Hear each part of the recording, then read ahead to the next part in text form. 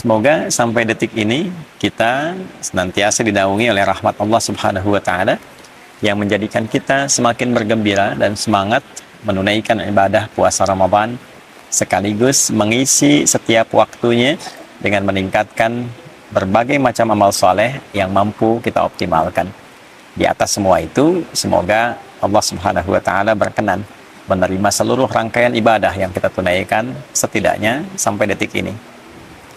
Teman-teman, di antara menu ibadah Ramadan ada yang diwajibkan fardu, ada yang disunnahkan, dituntun untuk memberikan kelengkapan, kemuliaan yang bisa kita raih sekaligus tambahan pahala yang mampu kita dapatkan. Di antara ibadah sunnah itu adalah ibadah yang dikerjakan di waktu sahar, waktu singkat menjelang fajar. Kurang lebih kisaran 15-30 menit menjelang fajar. Bilapun waktu subuh, misal saja ambil pasnya jam 4.30, maka waktu sahar tepat di pukul 4 menjelang ke waktu fajar. Segala aktivitas yang dikerjakan di waktu sahar dinamakan dengan sahur.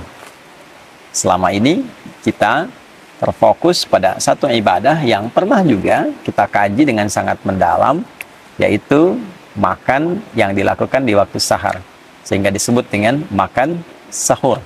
Tasahharu fa inna fis sahuri barakah. Demikian tegas Nabi SAW, makan sahurlah Anda, karena di dalam makan sahur yang benar itu terdapat banyak sekali keberkahan, banyak sekali tambahan-tambahan kebaikan.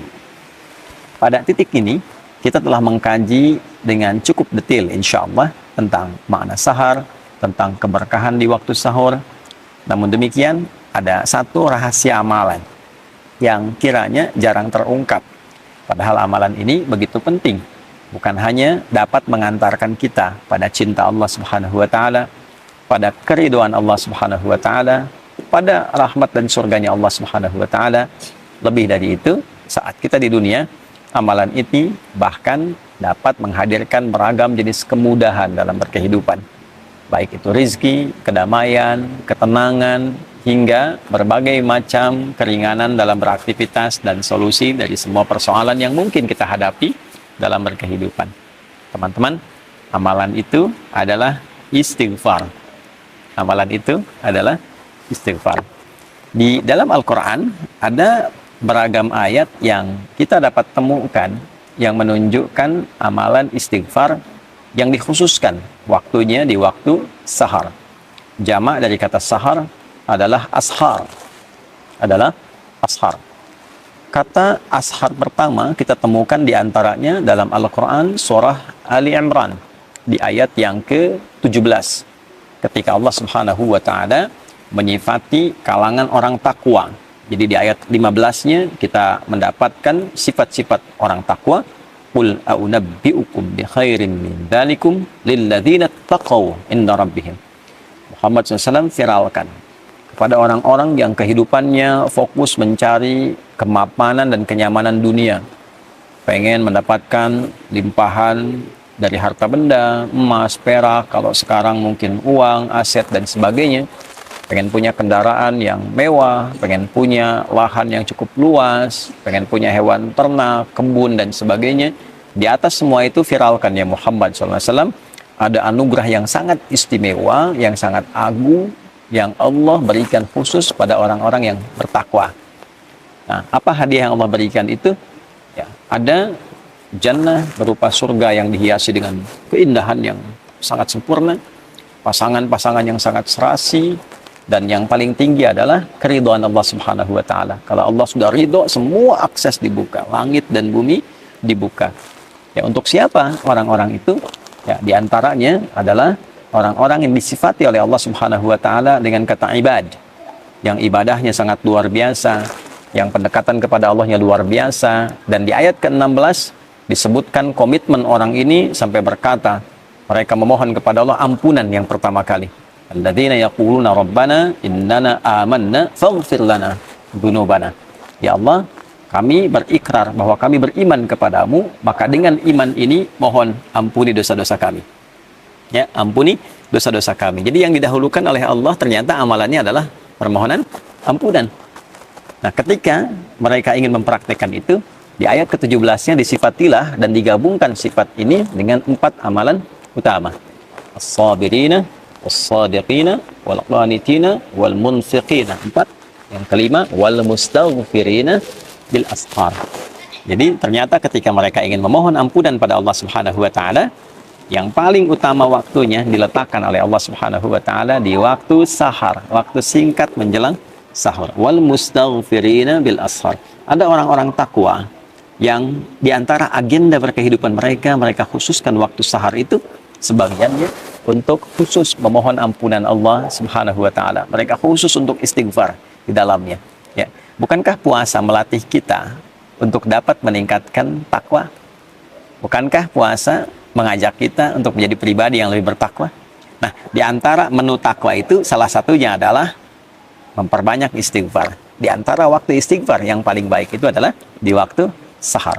Orang yang memperbanyak istighfar di waktu sahar, maka oleh Allah disejajarkan dan diberikan ia satu kesamaan.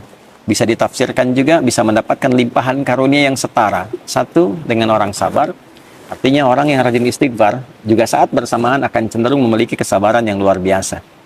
Yang kedua, dengan qanitin. Pertama sabirin, kedua qanitin. Orang yang ibadahnya itu khusyuk. Orang yang rajin istighfar, orang yang menggerakkan istighfar dalam hidupnya, itu semakin menggerakkan kekhusyuan dalam ibadahnya. Jadi ada irisan antara kekhusyuan dengan istighfar. Semakin rajin istighfar, semakin dekat dengan Allah, semakin khusyuk ibadah.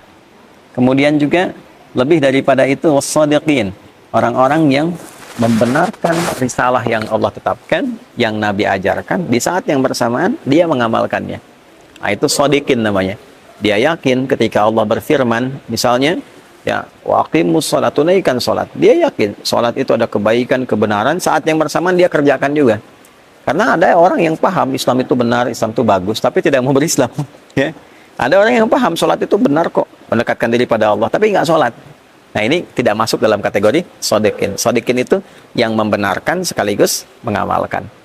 Kemudian setelah itu munfiqin, ya, yang gemar berinfak.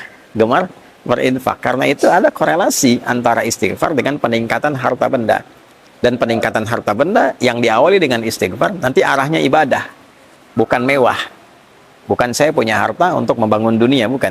Ya, dunia itu akan ikut, tapi kemewahan yang didapatkan itu untuk mengisi ruang-ruang akhirat yang telah Allah siapkan untuk kita. Itulah sebabnya kalau kita ngaji di Quran surah Nuh misalnya ayat 10, ya, maka kita dapatkan faqultu astaghfiru rabbakum innahu kana ghaffara.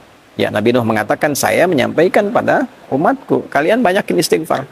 Kalau sudah banyak istighfar, Allah punya sifat memberikan ampunan bagi hamba yang senang istighfar. Sifatnya disebut Ghaffar. Kalau Allah sudah berikan ampunan, apa yang terjadi? Yursilis samaa'a 'alaikum bidrara wa yumdidkum bi amwalin wa banina. Ya. Jadi Allah akan kirimkan, curahkan banyak rahmat. Yang kering, tandus, hujan dikirimkan supaya gembur kembali. Jadi kalau ada yang tandus, yang kering, tidak berkembang, nah salah satu amalan zikirnya dalam Quran tuh banyak istighfar. Tobat semua penduduk, minta ampun sama Allah, nanti Allah turunkan hujan. Ya, makanya di antara istisqa itu kan ada kaitan dengan istighfar. Kemudian wa yumdidkum bi amwal wa banin, harta oleh Allah dilimpahkan, keturunan oleh Allah disejahterakan. Karena kalau sudah istighfarnya bagus, dekat dengan Allah, dinilai pandai mengelola kehidupan. Harta dititipkan berapapun banyaknya pasti benar. Digunakan ibadah, gunakan infak, ya. Nah, makanya kalau ada orang diuji oleh Allah, ingat itu ujian loh, dihisab, ya. Diuji dengan kekayaan, nah, itu bukan untuk menaikkan dan mengupdate status secara sosial. Bukan kebanggaan dulu yang dibawa, kaya nih, bisa mengatur ini, itu tidak. Sama saja dengan titipan ilmu, titipan tenaga, kedudukan, itu modal untuk ibadah, instrumen ibadah. Kalau dengan ditambah belum dekat, ditambah belum bisa ibadah, nanti mesti hati-hati, ya. Nanti bisa berganti menjadi istidraj, itu bahaya. Ya, penambahan harta yang tidak mampu mendekatkan diri kepada Allah. Jadi istighfar itu kalau benar dikerjakan memudahkan datangnya rezeki. Ya, mensejahterakan keluarga, wa anhar, punya aset yang baik-baik. Nah, maksudnya apa? Kalau sudah bisa itu kembali ke Ali Imran tadi, wal munfiqin, dia bisa infak dengan itu. Ya. Jadi istighfar yang kita kerjakan ternyata mendekatkan kita pada rahmat Allah, ampunan Allah, mendapatkan kemewahan hidup di dunia, mendamaikan suasana hati, dan dikerjakannya kapan? Ya, bil ashar, di waktu-waktu sahar. Kalau kita dapatkan itu di Quran surah ke-51 misalnya, ayat 18. Itu kan rangkaian dari 15 ke 18. 15-nya menunjuk amalan orang takwa. Innal muttaqina fi jannati wa 'uyun, akhidhina ma atahum rabbuhum, ya innahum kanu qabla dzalika muhsinin. Kanu qalila minal laili ma yahja'un sampai 17. 18-nya wabil asharihum yastaghfirun. Sungguh kata Allah, ada orang takwa yang saat ke akhirat itu nanti tempatnya dia berada di taman surga yang indah sekali. Ya, mereka itu orang-orang ihsan saat di dunia. Ihsan itu menjadikan semua kegiatan sebagai ibadah. Di hadis Muslim nomor hadis ke-8, anta'budallaha ka'annaka tarah, fa illam takun tarahu fa innahu yarah. Engkau menjadikan semua kegiatan sebagai ibadah karena Allah. Makannya ibadah, minumnya ibadah, kan? Kemudian juga bekerjanya sebagai ibadah. Jadi hukum Allah dijaga karena ibadah. Ya, kalau kerja nggak korupsi, nggak nyogok, kalau kuliah ujian nggak nyontek, gitu kan? Perbaiki diri dengan baik. Nah, apa cirinya orang ini? Ternyata yang pertama, kanu qalilan minal laili ma yahja'un. Mereka itu satu berlatih dengan banyak tahajud. Ya. Nah, puasa melatih kita malamnya bangun kan? Tarawih itu kan latihan dasar untuk bisa tahajud malamnya. Lalu dari malam itu ke tahajud, selesai tiba sahar, setelah itu kan tiba fajar. Nah, di sahar wabil asharihum yastaghfirun. Mereka mengkhususkan waktu sahar itu ya untuk istighfar, Nah, ternyata puasa la'allakum tattaqun meningkatkan kekuatan takwa kita. Di antara amalan takwa itu adalah sholat malam dan istighfar di waktu sahar. Jadi kesimpulannya teman-teman sekalian, sahur itu ada banyak keberkahan yang bisa diraih. Di antaranya makan sebagai sunnah Nabi SAW. Bagi orang-orang yang menginginkan lebih, sahur plus. Apa plusnya? Ya, plusnya adalah mengisi ruang-ruang di waktu sahar dengan istighfar. Setelah sahur, sambil menunggu waktu subuh tiba, perbanyak istighfar dengan cara yang benar, dengan tulus minta ampun sama Allah, ingat-ingat dosa. Kalau bisa nih diurutkan, masih panjang Ramadan insya Allah ke depan ya, masih ada waktu yang sangat cukup. Hari pertama untuk istighfari pikiran yang kadang-kadang kurang tepat, istighfari telinga yang salah dengar, istighfari mata yang salah melihat, lisan sampai ke ujung kaki, sampai kita merasakan kenikmatan dengan istighfar itu, yang dengan itu menjaga semua organ tubuh kita untuk bersikap mulia. Ya, berhasilnya itu bisa nampak dengan perubahan yang terjadi di organ tubuh ini. Lisan yang diistighfari keluarnya lembut, baik, sopan. Telinga yang diistighfari ya keluar hasilnya itu mendengarnya yang baik-baik. Pada yang tidak baik rasanya sudah kurang nyaman. Gitu ya. Nah, demikian sampai ke ujung kaki kita, sampai kita menjadi bagian insya Allah ibadah rahman hamba Allah yang disayang oleh Allah Subhanahu wa Ta'ala. Nah, itulah bagian dari kegiatan-kegiatan yang bisa kita isi selama Ramadan yang selama ini mungkin tidak banyak viral di kalangan masyarakat. Ya, jadi kalau teman-teman ingin mengisi ruang-ruang di waktu sahur yang saat itu dosa bisa diampuni, rizki bisa dimudahkan, hati didamaikan, dan pulang mendapatkan jaminan ridha Allah Subhanahu wa Ta'ala sebagai anugerah teragung yang Allah siapkan. Tentu kalau sudah Allah ridha, surga menanti dengan segala kenikmatannya yang seperti Allah janjikan. Istighfar di waktu sahar.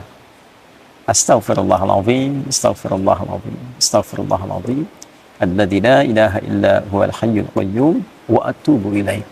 Saya mohon ampun ya Allah, saya mohon ampun ya Allah. Ya Allah, Engkau Tuhan satu-satunya aku sembah, aku pertuhankan, yang selalu tidak pernah putus mengawasi dan memberikan rahmat-Mu kepadaku. Aku mohon ampun selama ini banyak berbuat salah, berbuat dosa, melanggar ketentuan. Ampuni dosaku ya Allah. Minta ampun, minta ampun. Mudah-mudahan dengan itu berkah hidup kita terjaga dari berbagai hal yang tidak Allah sukai.